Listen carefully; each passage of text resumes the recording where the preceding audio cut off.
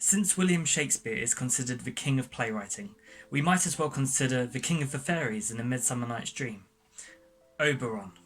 Here is a ruler determined to use his child as his henchman, not forgetting a being so powerfully connected with nature that his words can change the winds.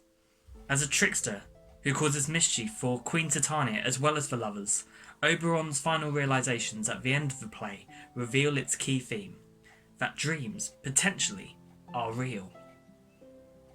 Thinking about this, Oberon should be played with the royal grandeur and the command that he clearly possesses.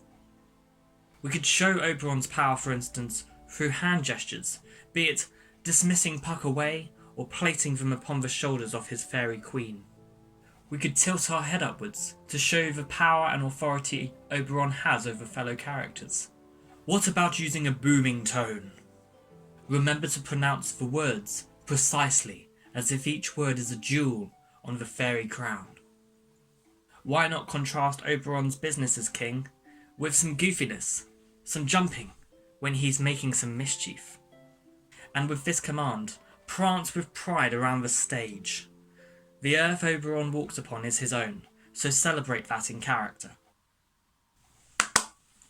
Come, my queen, take hands with me, and rock the ground whereon these sleepers be.